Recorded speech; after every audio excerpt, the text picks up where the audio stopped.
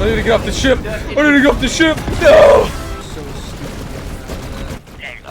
Today's video is sponsored by Dreamhaven, the developers of WildGate. So let's crack right into it. Hello and welcome back, noobs and noob slayers. What is up, guys? Diz Tactical here, and today I am so excited to cover this game because I've been playing it a lot with my two friends, and it's just been an absolute blast. As you guys can see from the introduction clips, it is so much fun. It's so goofy. It's like Sea of Thieves, Escape from Tarkov, Overwatch, all had a baby.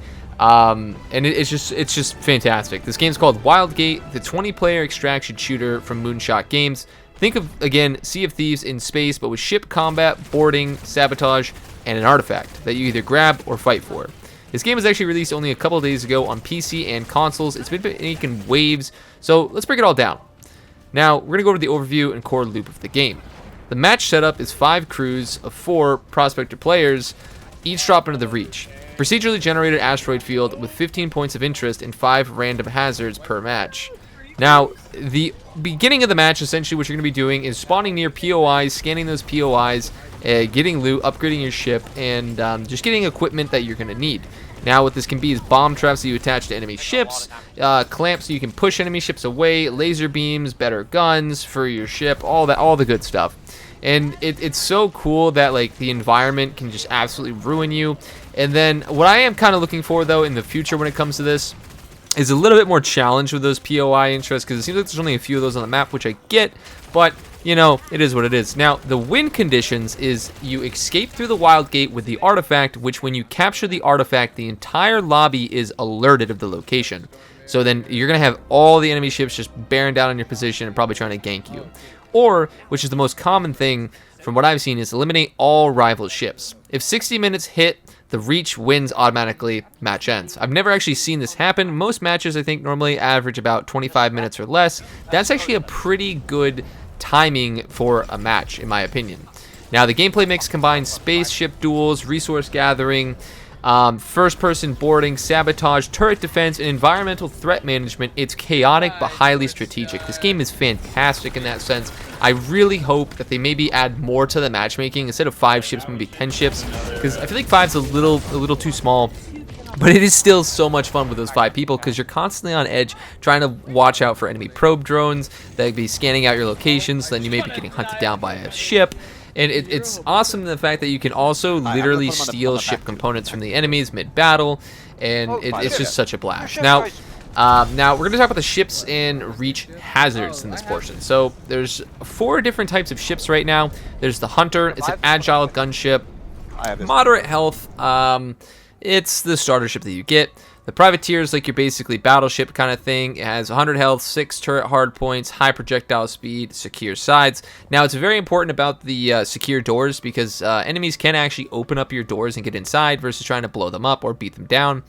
So it is very, very important you're understanding which type of ship you want to choose. And then we have the Scout. It's the fastest ship, which gives you a plus 30 speed, 20% turn rate, and then 80 health, longer afterburner, and secure sides. And then the Bastion, I can't wait till we get this. This thing is literally insane. It has the most secure doors and includes a free security device. So with all these ships, you know, you kind of need to figure out what is the right ship that's going to magnify your strategy. Do you want a fast ship that pair well with mobility-focused boarding pros, or do you want a Bastion that's good for your defenders and your engineers? So this is something that you actually have to constantly think about when you're playing WildGate, and it is really fascinating to see that this is kind of the gameplay loop with this and the overall core mechanics. And then with that, you have equipment that you need to choose and tools as well. So you could have, you know, reduced damage to environment and AI, which again, very important, because without it, you're going to take a lot of damage, but later in the game, you're not going to be really fighting AI as much. So you got to really kind of have those trade-offs down the line. Do you want to take the risk early game and then focus mainly on extra damage against players in the late game? And then when it comes to the Reach, hazards, and POIs, they are procedurally drawn each match from pools of POIs and hazards.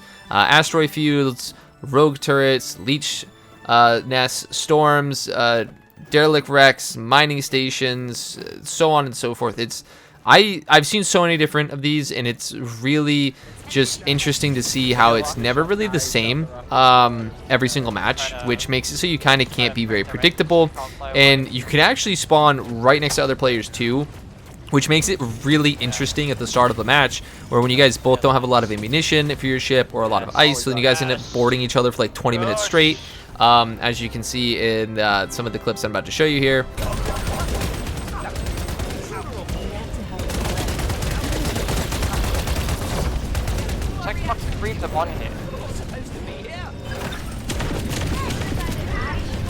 I don't get how he's killing so quick.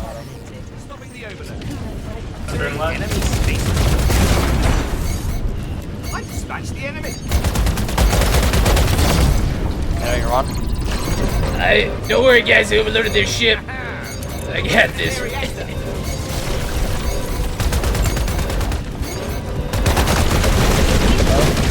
Never mind, guys. I got pounded by 4 big trolley men.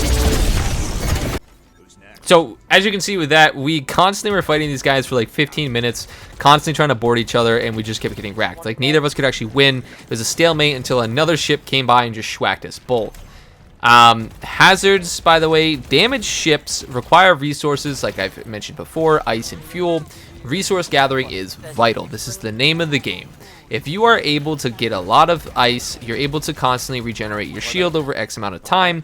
But obviously, if the enemy ships have high damage output weapons from hitting POIs, it's not really going to matter. So you need to make sure that you're constantly balancing that, having good ship shields, having good weapons, having good countermeasures to make sure you're not absolutely wrecked. It's such an amazing thing that you kind of need to weigh your options here on what you're going to do in order to win the game. Do you want to be ratty? Do you want to be fast? Do you want to be a really tank? It's honestly just something that constantly keeps my team on its toes when playing this. Now, the gameplay and early feedback for this game, the combat feel friendly to learn. Ship duels are okay. I mean, I definitely say they could use some work, but it takes a long time to destroy a ship, which honestly doesn't really bother me too much, because there are countermeasures. Like a boarder can basically take off an enemy's shields on their ship, which then will leave them vulnerable. You can obviously sabotage the core, and then yeah, so it's just something that's kind of, there's solutions to everything with that. And then boarding calls for timing and repairs management is something that you constantly need to do. So I definitely like how you kind of need to be focusing on everything and constantly be just on the lookout. Because like one moment you're like, okay, my ship's damaged, I now need to go put out a fire. And then all of a sudden you have a boarder who just breaks down your door and literally just ruins you. Replayability, I'm going to say the reach ensures each game feels fresh. Variety of POIs, hazards makes for unpredictable stories. However, I will say going forward, I definitely want to see a lot more different PIs, a lot more different AI, and a lot of kind of just the PvE side of things I would like to see more of, and an opportunity for people to get way more loot, and just a lot of different loot going forward, because then you can kind of predict obviously what you're going to get from certain POIs, but maybe there's like a hard leech nest or a hard mining station. Like if there's different tiers, that'd be really cool to see as well. Now with the user feedback, what kind of people have said is pairs high skill aggro players with low skill casual players better than anything on the market. Janitor class characters great for those who can't handle PvP. Boarding has been quite a mess in last playtest, as what some say, as some prospector classes overpowered defense. I could definitely see that in some of my gameplay. However, the devs are tuned in with this, and in my opinion, there's still counters that you can do, obviously with your shock barrier, which can shock people trying to board you. You can make sure you're constantly paying attention to the enemy trying to just board in general. So there's definitely a lot of counterbalances already to this, and I definitely feel like with a couple updates, the devs are going to hit the nail on the head with this, and future updates are going to be fantastic. Now, and again, we're now going to be diving into the community and technical side of WildGate. Fantastic news. This game has not suffered from review bombing on early launch, so that is huge for everybody who's kind of on the fence of buying this game. Steam reviews hovering near very positive 88%, which is actually fantastic for a post-launch couple days after a game has been released. Stable performance across PC and consoles since the rollout of July 22nd. Now I want to dive into this because they did warn people with an i9 13th and 14th generation CPU. I will say I haven't had any issues with this, which is fantastic to hear. I'm glad they at least gave us the warning.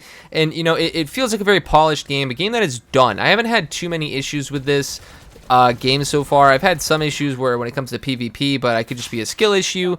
Visual and audio design is really good. I mean, it's clean, readable, UI, ships and HUD, pop with color, sound cues are critical for boarding alerts and system states. Thank you guys so much for watching. I hope you guys enjoyed this video, and if you did, make sure you guys leave a like, comment, and subscribe for more. Until next time, guys.